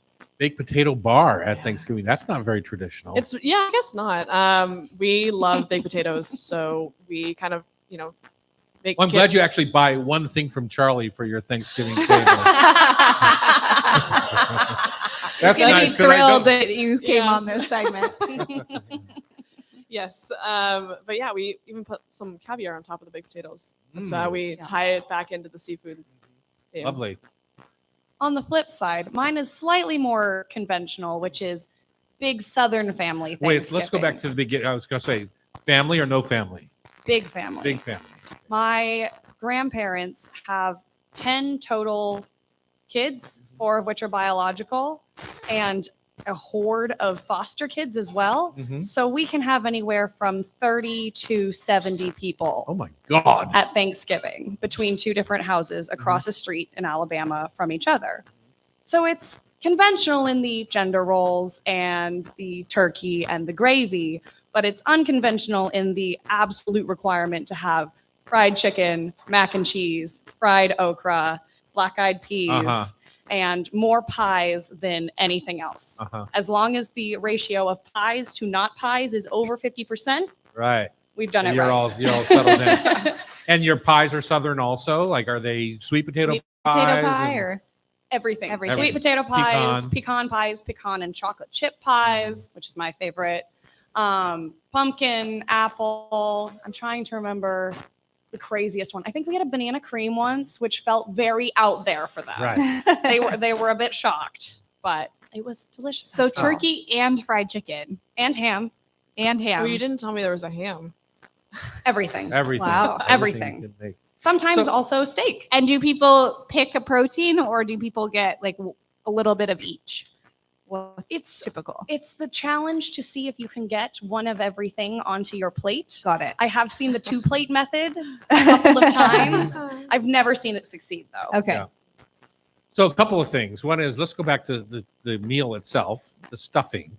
Because when I've been in the South, especially for black soul cooking, Mhm. the stuffing is a puree. It's literally fine breadcrumbs kind of made into a puree. It almost has the look of like a cornbread or something until you break into it, and then you realize it's just breadcrumbs that are bound together. Is that your kind of Southern stuffing? We have 3 or 4 stuffings Uh-huh. competing for the family title right now. We have our cornbread stuffing. We have our traditional stuffing. We haven't ever seen it fully pureed. I think if we went that far, that would be our spoon bread, which does also have Yeah. its place on this Mhm. menu. But I haven't actually seen it quite that smooth in our family anyway. Right. And then, so do you bring produce? I mean, you work for a produce company. You work for Charlie's. Do you bring like a box of satsuma? You brought us a box of satsumas today. I'm assuming that you bring something. I'm Fresh. assuming you bring something Oh fresh my to God. the dinner table. First of all, that was a great pun. We Yeah. might steal it. Second of all, we do salad. It's like a winter kale kind of salad, or artichokes, steamed artichokes. Ooh. Love that. Although Yeah. this isn't the time of year for steamed Oh, artichokes. it's but definitely not. you're shaking your head. No veggies on your table? Collard greens. Collard That's the greens. only thing we've got. I love Yeah. collard greens. Anything No else green that's bean fresh? casserole? I don't eat the green bean Okay. casserole, so I'm unaware if it's even there. Okay. I will avoid it if it is. Which is interesting because like we went around the office to do a poll for our employees, like what's their like top favorite Thanksgiving dish, and a lot of them said green bean casserole. Yeah. I've also been seeing a lot of content of like people like reinventing it or like making it from scratch. So I Interesting. think this year might be the year of green Green bean bean casserole. casserole. Right. Well, you're a couple God. of TikTokers, I'm assuming. Are people still using Campbell's mushroom soup as their binder? So some people are, some people aren't. Like we had a couple of people in the office really be like, okay, it's not green bean casserole if it's not made entirely from a can or dried goods or Mhm. that sort of thing. And then some people were like, oh God, no, I would only make it myself. So Shortcut or scratch? Shortcut. There you go. There it is. Quite the point. of Where do you contention. stand on yams? First of all, they're not really yams. They're all sweet potatoes. That's true. that is, Okay. that's true. That's a big misnomer out there. It's not because it's white or because it's red or whatever. They're all sweet potatoes. Unless you're going down to Wajimaya or someplace like that actually has a real yam. Yeah. But where do you stand? Do you like them? Do you hate them? Do you cook them? I love them. You love them. Me too. We always. You should. have- That's how you got your red hair. It's true. Yeah. It's all the yams and Yeah. some carrots, but And some mostly yams. We love them. We always have one with the marshmallows and one without, so Good. that everybody is happy. Good. I prefer with. Oh, I'm so sad. She prefers with. I like don't really like them a lot. Ever? Ever. I Interesting. also don't really like sweet potato fries. Okay. It's not really my jam. Not your flavor profile. No. So Uh, what when you did the office poll, so green bean casserole kind of came out on top. What else were people saying they must have?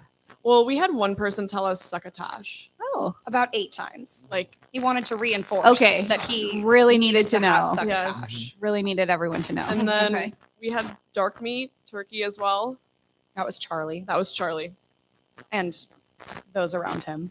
I have a friend's family that cooks like 3 turkeys because their whole family only wants dark meat. And so they just cook multiple turkeys so that there's enough dark Yeah. meat for the whole group. It's funny. I used to throw in a whole salmon about Oh, 10 years ago, yes. but nobody ate it.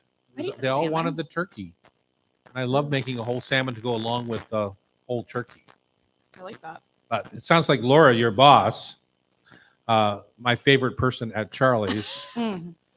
is she's a lasagna person. Yeah, I think she was saying that her and her husband traditionally kind of do something themselves. So Uh-huh. they usually do a smoke a salmon or lasagna, something easy. So when you cook just for the two of you, do you feel like people just aren't going to come to your house because you're a terrible cook? Or do you like the alone time? I don't know. We'd have to ask her that question. Yeah, I mean, for me, if I were cooking for myself, it would be because I can't fit other people in my home. Okay. Fair But- point. Okay, and then one final question, because you two are of an age that this is becoming an issue because, we're getting old. This generation is getting old. I turned 65 this year. And So old. So old. And so the question is, who's going to take over the Thanksgiving duties? Now, you've got to figure out how to deal with 70 people, but in that group of 70, there's got to be somebody who's like innately capable of taking this over because Thanksgiving is kind of, in a funny way, passed down to the next generation to kind of take it on as a family event. We have a very clear line of inheritance in my family. Really? Yes, it was my grandmother, and then it was her sister, my Aunt Leslie, and now it is going to be my Aunt Carrie. Uh-huh. And it looks like my mother might be stepping in shortly. Really? How old's your mother? Don't do that to her on Well, air. I'm How many years is 45. 45? So No, she has she's in her 20 50s. years. She's in her She has 50s. 10 years of taking it on. Yeah. I think it would probably be me. My Really? mom really Good does for a lot you. of the Thanksgiving, but since we do like a seafood one, it's not entirely like super hard to put together. Uh-huh. So it feels like something I could probably execute. Well, I'm proud of you. That's good. Thank you, 'Cause, Tom. my niece Beth has stepped up to do our family Thanksgiving on the East Coast, and then Nice. we still do the one at home. But I'm not going to do it here much- when I can I'm pry not gonna it do from much longer. pry it from my mom, but Yeah, there's no way exactly. she loves it. All right, we're going to talk about Neb when we come back on Cairo. Thanks to the ladies from Charlie's. Appreciate your time. Have a good Thanksgiving. And Neb opened last night, our newest little wine bar / restaurant / Negroni bar. When we come back on Cairo, 97.3 FM.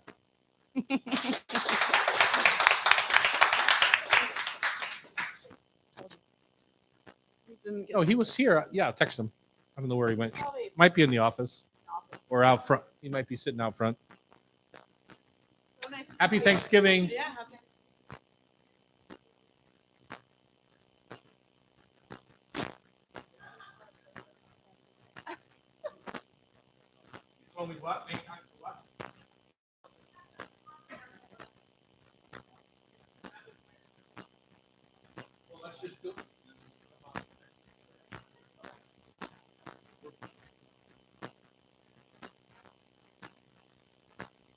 We're going to do a short segment in the can here. Becky, we're going to put a little short segment in the can here. We might be able to- opinion on these. Yeah, we might be able to fit this in somewhere in the show. These are Thanksgiving related? Oh yeah. Yes. Okay, so we'll These try. are rapid fire, just your gut reaction. All right, we'll think about this, We've but covered where it this might stuff. fit. You want Yeah, to Maybe read it won't, but we'll try it. re-intro? Yeah. Okay. But not much. We're just going to do a little rapid fire questioning and see where it might fit in the show. I would say 4 minutes. We'll have to break it into a time slot. Okay, ready? All right, you two had some ideas for rapid fire questions, Yes. and for Loretta and me. So let's do this. Bring the Thanksgiving controversy. Okay, we will start. Dark or light meat? Light, Dark, Mashed potatoes or baked. mashed, mashed, Apple, pumpkin, or pecan pie?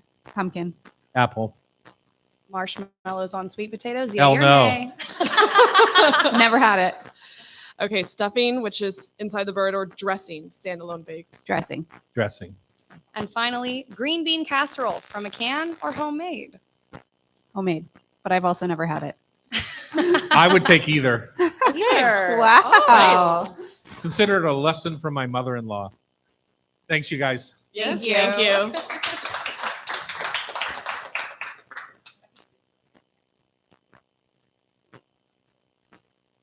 you. It might fit in. The edit. It might fit into the spot there. I like the rapid fire. Ready, Tanaka? Yeah, he's chowing down on box stuffing. My God. Which one do So- you like? Stovetop or Pepperidge Farm? There's a stovetop girl right there. I like the stovetop too. If you're gonna go for nostalgia, like Too pasty for me. But I can see it getting crispy. I'm the king of bad turkey dinners, though. Try not to ditch us for so long next time. You only have one or two left, right? So one left, yeah. Okay. bye.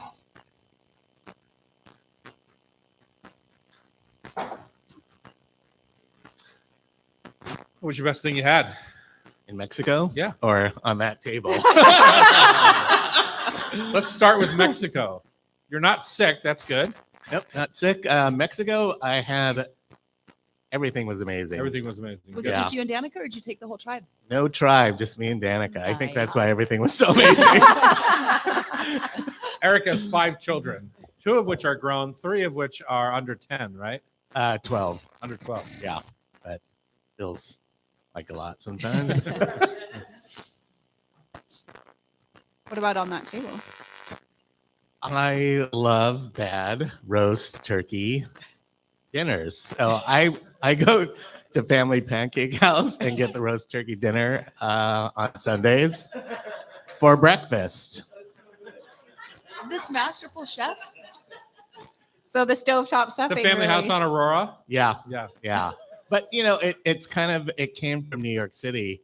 After working in a kitchen, we get off 12, 1, 2, whatever, and go out, and then you get it delivered to your place at 3 a.m. A roast turkey dinner, and It's you comfort fall right food. asleep. I bet Tomas knows something about that. He is a fellow voracious eater. Nothing like a good trashy meal at 3 a.m. Absolutely. Yeah. I always had scrapple, or I had Taylor pork roll down in South Philly. That was my What's little scrapple? trash. Oh, Scrapple is so a good. Pennsylvania It's Dutch. spare parts mixed with cornmeal. Oh, okay. It's pretty good. They don't waste anything. All right. It's so good. Covered in maple syrup, crispy fried. Now I'm going to see it all the time. No, you're not. No? I don't Mostly, know. Yeah. you mostly Back see there it you like do. in the frozen section. Okay. Up in, they'll have like one, Okay. What store do you go to? PCC, Met Market, QFC. You won't find it at PCC. not at PCC. Met Market will have it in the Uh-huh. frozen section. Okay. Certainly, Shoreline Central has it. Up in Yeah. the meat, frozen meat department. All right, here we go. It's time for Mr. Eric Tanaka to join our show. We're talking about the brand new restaurant that we own together called Neb, and it's NEB, short for Nebbiolo. My husband Ben really thinks that you just named a restaurant after him. He's very excited. Because why? Well, because it's It's NEB Ben and BEN. backwards? Yeah. Okay. Oh. And so it opened last night. I was there for most of the evening until I got a little call from the palace, and I had to go over and be grill helper at the palace last night for an hour, which was super fun. And anyway, Neb has been a project now we've been working on for over a year.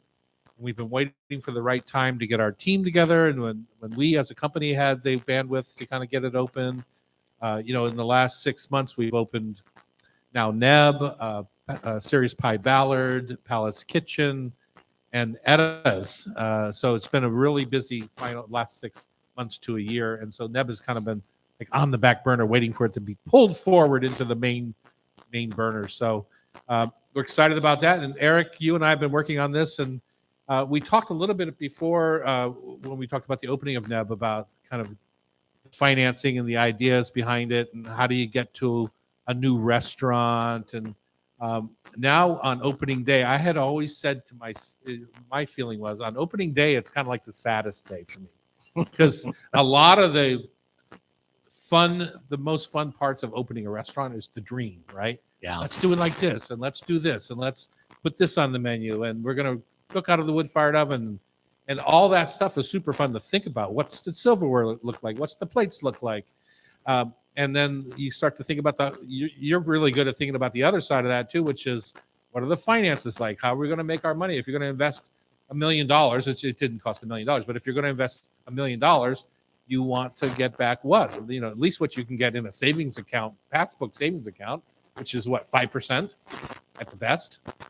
So these are all kind of conversations you have for that whole year. And then on opening night, you throw your hand down, you've made your decisions, put your cards down, and you just see how the customers react to it. Yeah, I think the realities of day to day, or what you're talking about, like the dream turns into a different dream. Well, yeah, not in a bad way. It's just different, right? Yeah. Because now all of a sudden, these decisions, all the kind of the organic fun decisions are made. Yeah. Right. What's the color paint to put on the walls? Loretta picked pink. And it looks awesome. It does look awesome. But I think that the point is transitioning from the dream to the day to day. It's a very different exercise, and really in so many different ways. We have different people that are good at dreaming. We have different people that are good at doing the day to day. So it's really the bigger part is like cultivating both sides so that you're covered, because having dreamers do day to day, you don't have a day to day to have it. If they're just dreaming all day, and frankly, running restaurants is hard. So finding that place of people that every day want to go and do that battle and happily do it and cheerfully do it and build that culture that's positive, that's a thing. So it's just finding that positivity. It is a talent, because once again, part of that, the dream is one thing, but I think the reality is you're not really in this for the money. You're in this because passionately you love to do this. So it's linking that passion of the dream to the day to day that hopefully gives you success over time. Yeah, and I would argue just a little bit. I was always in it from a business plan. I love the idea that you had this idea, you're willing to we always put our own money to it, and that you make a bet, right? Sure. That most people are going to love this, and that either you win the bet or you lose the bet. And so from a money perspective, I understand what you're saying. There's a lot of organic love for it, but that's part of the equation. There's no doubt. Like, because were you like I said, you successful? Can't be doing this if you don't have if you don't make money. Yeah. But I would say your hospitality, or your hosting, like when you have dinner at your house with you and Jackie, it's a spectacular experience. It's not like you didn't care about what was happening hospitality wise. Right. And I think that's the piece. Like it's innate and it's ingrown into you. Like hopefully we have those people where it's not second nature. It just naturally comes out that they're gracious. They love people. They want to be with other people that are doing this in the same way. On your survey, the first question you asked was, were you... Wait, explain that. Okay. You went to a soft opening, right? We went to soft opening. 14 other campers and I. It was really fun and it was delicious. And the first question was, We Did did you like a feel little warm? experience survey, right? After your meal. Okay. were you greeted well? How did you feel? It was something along those lines. The first question was hospitality. And I thought that was telling me that you care. Yeah. Yeah. And it sure felt it. It was just beautiful. And I have to talk about that smoked short rib. That was amazing. Well, that's what's interesting, is what we tell our management team. You don't start work when you walk through the front door. You start work when you get out of your car, and then you look at the walk to the front door. Is the sidewalk clean, right? Are the windows full of graffiti? Are there weeds growing on the cracks of the side? All that kind of thing. You start your job to see how the restaurant looks as you walk in. Are the light bulbs working? You think these are automatic kind of things, and they're not, because you get into a routine and you kind of miss some of this stuff. Yeah. You miss cigarette butts on the sidewalk or whatever. Get out there with a broom, and it's not always just, hey, buddy, go get the broom. No. It's you getting the broom and showing It's a them team. what to look for Yeah. when they're walking in the front door. So that goes for the restrooms. It goes for the loudness of the music, which is a big contentious issue with people more my age. When they go into restaurants now, they just hate the loud music. But for another whole group of people, that loud music makes the scene. So Yeah. And I think, it's creating the vibe that you want to put out there. And I was just in Mexico City celebrating my 14th wedding anniversary with my wife. And needless to say, we went to a ton of wine bars or wine-centric restaurants. And we probably went to 5 to 7 of them, and each one was different as far as how loud the music was. Loud music, younger people, quieter experience, maybe an older demographic. But each one had a singular vibe that I think is attractive. So I think when Tom talks about dreaming, you're kind of also thinking about what is the dream for the people that are coming Who's our in. customers? Yeah, Who's going to be our So- customer? Yeah. And I think that might be putting more reality to the dream of like, here's who we're trying to get to walk through this restaurant. So Especially since both of you have had so much experience. You've had so many customers over the year telling you we are at Dahlia for our anniversary, our weddings, and all these pieces. So you kind of get a feel for that, and then you also think, well, you don't live alone out there, right? In a restaurant, you don't live alone. You have around us, we have Lola, Maro's Assaggio is right across the street. We have Serious Pie. You don't live in this bubble, and so like when Lola's full and they want to send somebody over to Neb, to either wait or to have dinner at Neb. Now you're dealing with who's the Lola customer, because that Lola customer that went in for that experience might not necessarily like the Neb experience. It might be too dark in there for them or whatever. So that's, there is something to think about being available to most people. But, I think within, as Tom's talking, our little ecosystem, like Lola is different from Serious Pie, which is different from Neb. Neb and Palace Kitchen might be the most closely related in that way. I think they're a little bit more sultry, a little bit more vibey, but I think there is a range of experience to be had there. Like the big breakfast brunch thing at Lola is its own thing, and Serious Pie is more casual that way. Yeah, exactly. Having worked at Palace Kitchen last night a little bit, it's so interesting to see the vibe there. It's such an urban center. I really love it. It's just very sweet. Definitely with that big bar, it just feels so good. When you're thinking about Loretta, you're of an age that kind of goes out for cocktails, although with your kids you don't do it as much as you used to. But we have identified ourselves as antipasto, Negroni, and wine. Like that's under our sign that says Neb. We have those three kind of clarifiers. What strikes you when you read that sign would make you stop?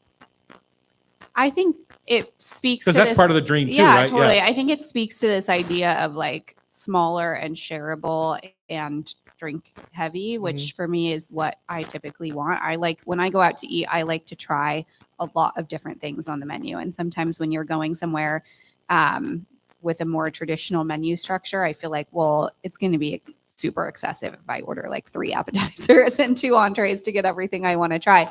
And not that I don't do that excess sometimes, but in this economy. Right.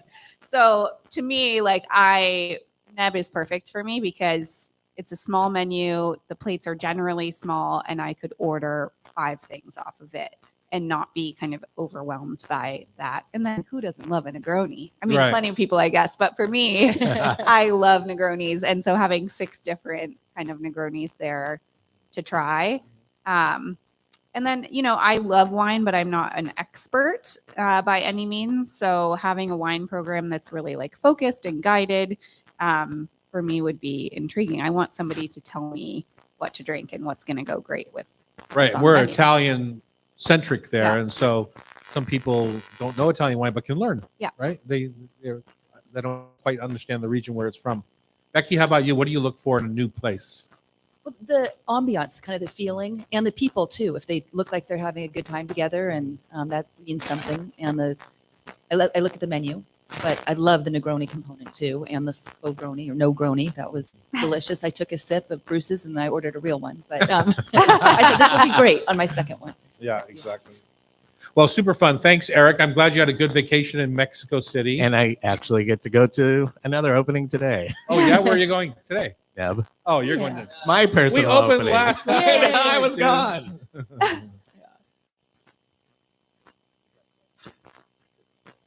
All right, coming up next, it's food for thought, tasty trivia. We hope that we see you at Neb at some point, but if we don't, we're going to talk trivia about it on Cairo Radio.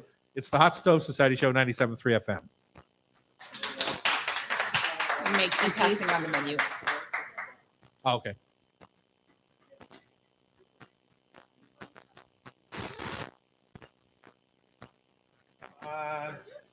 Come on. Right to You're gonna this sit right microphone. Oh, I did. What I'm going to make this year is brown butter mashed potatoes. Yeah. Why not? Who wouldn't you? What have you learned so far sitting in the audience? What's that? What have you learned so far sitting in the audience? I haven't learned. What have you learned? I learned. Everything's delicious. Okay. No, you're supposed to learn that you have to be up right close to the microphone. Sean, will you check Copy his that. his so just jump right in there just like this and All right. give us that sexy NPR voice. Yeah. Yeah, there we go. There we go. So Becky's a mean one. Uh-oh. So be All right. careful with the questions that she Just to him. puts your way.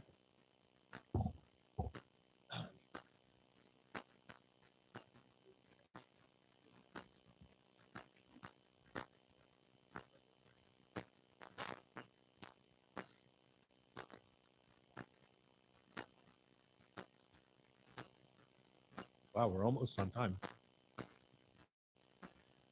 Welcome back to the Hot Stove Society Show on Cairo. It's Tom Douglas and Loretta Douglas, and Becky is here. We're going to jump into Food for Thought Tasty Trivia brought to you by Rub with Love, which is here to help your holiday seasonings, so to speak.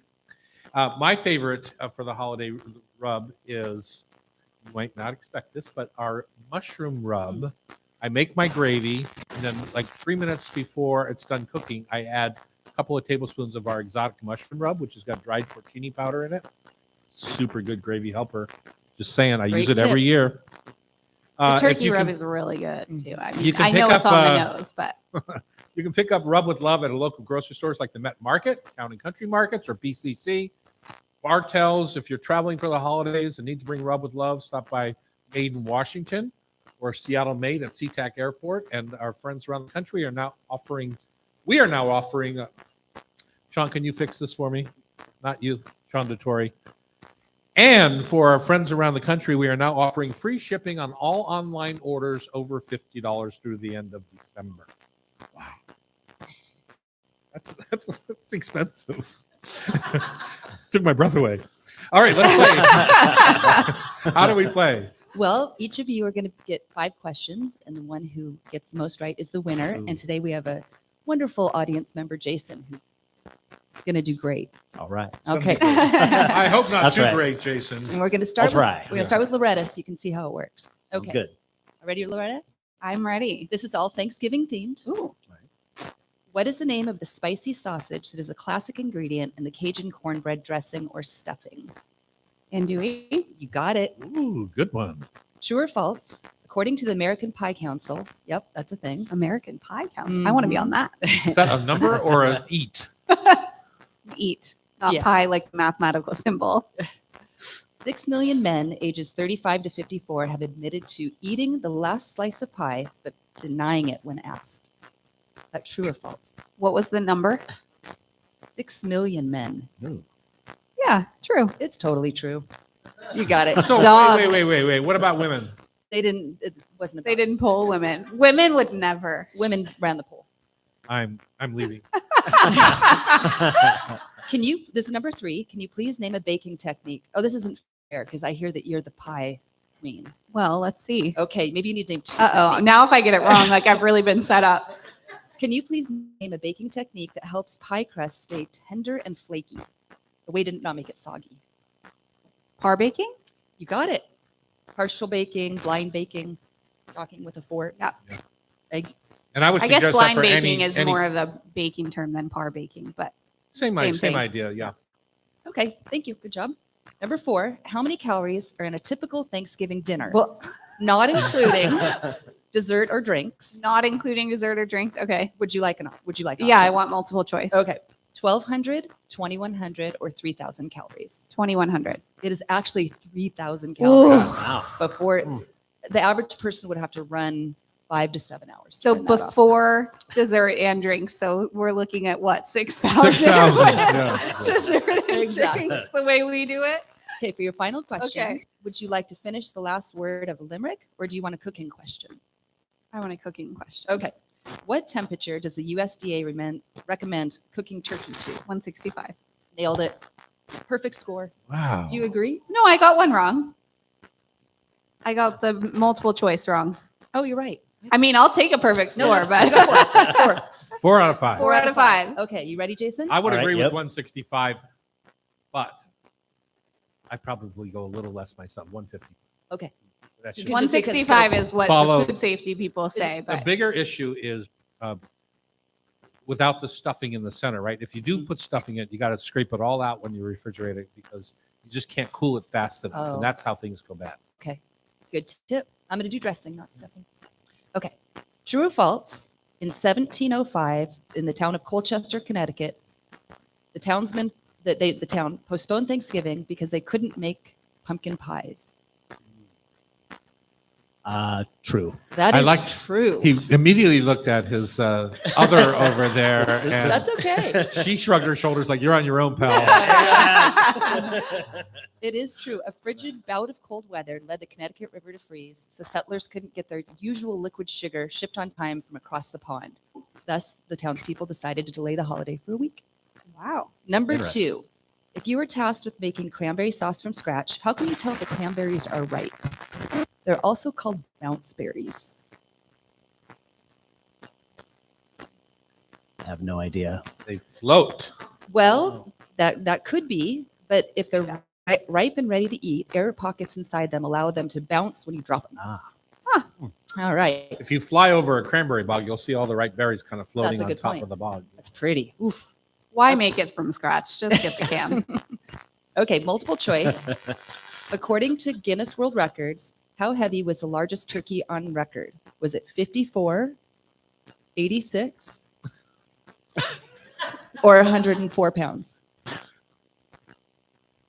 86. You got it. All right. And this bird named Tyson was sold at charity auction in London in 1989 for $7,000. Nice. $7,000. $7,000. You're in tie with Loretta here. Okay. Californians have the highest number of vegetarians in any other state. Now, is this true or false? Californians also consume the most turkey on Thanksgiving Day. True. That is true. Probably because it's the highest population. but- Hello. But it's still a fun Thanksgiving Than fact. any other state. It is. 40 See, million, Well, there's 45 million Californians and there's, I think, 6 million Washingtonians, right? something like that. Yeah. Would you like your final question to be the end of a limerick or a foodie question? Say again. The end of a limerick. Are you familiar with limericks? Okay, let's do this.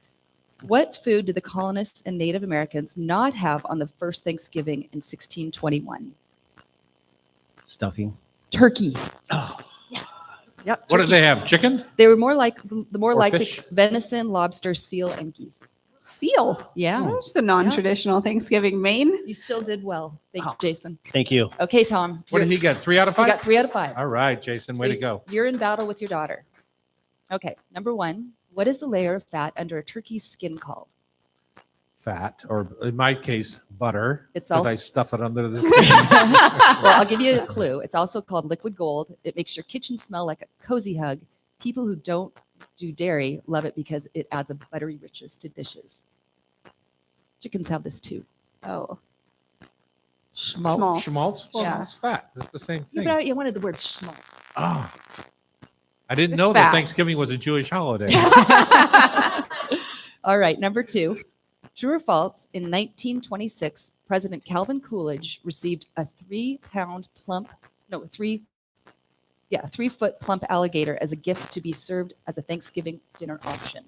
I'm sure that's true. And it must have been from a Louisiana senator. Actually, it's false. He received a raccoon from a Raccoon. Mississippi gentleman. Yeah. Turns out the president became so smitten by the adorable creature that he kept it as a pet. He named his raccoon Rebecca. Who knew? That's awesome. There's a lot of footage on that too. Yeah. Okay, number Where 3. do you find? I am crazy. What is the common name of the furcula? It's one of the bones in a turkey. Oh, is it? It's the wishbone. You got it. Hmm. All right. So you're I was trying to think of furcula, like turducken or something. that would work. Number 4, the Mayflower ship carried 102 passengers and about 30 crew members from England to Massachusetts in 1620. The voyage was known for its harsh conditions. What was the original purpose of the Mayflower ship? Bringing corned beef to the masses. It was bringing food and wine between England and Bordeaux.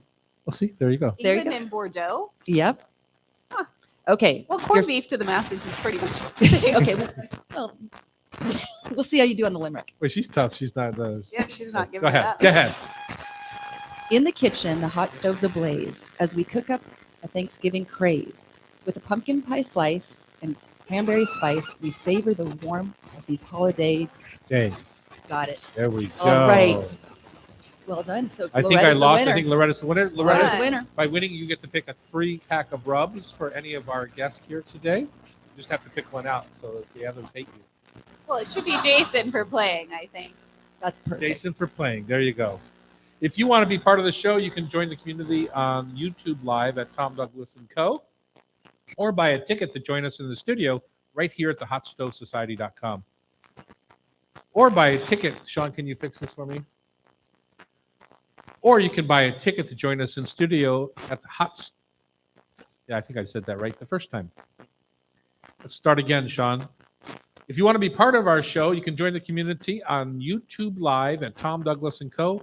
or buy a ticket to join us in the studio at hotstovesociety.com. The show is produced by Becky Gutzak very admirably. Tom Douglas team. Sean McFadden is our technical wizard, and our talented editor at Cairo is Sean. Please don't call me Del Torre. And remember, if you miss any episode of our Hot Stove Society show on Cairo, you can listen via podcast.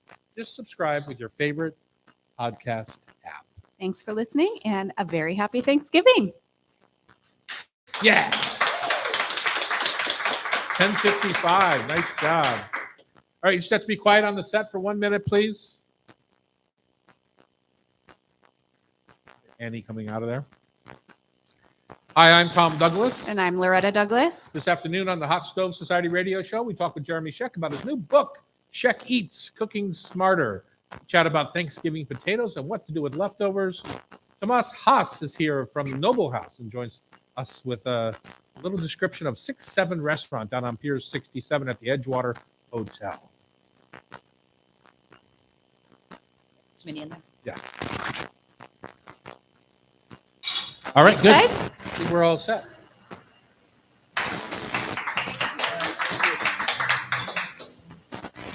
All right.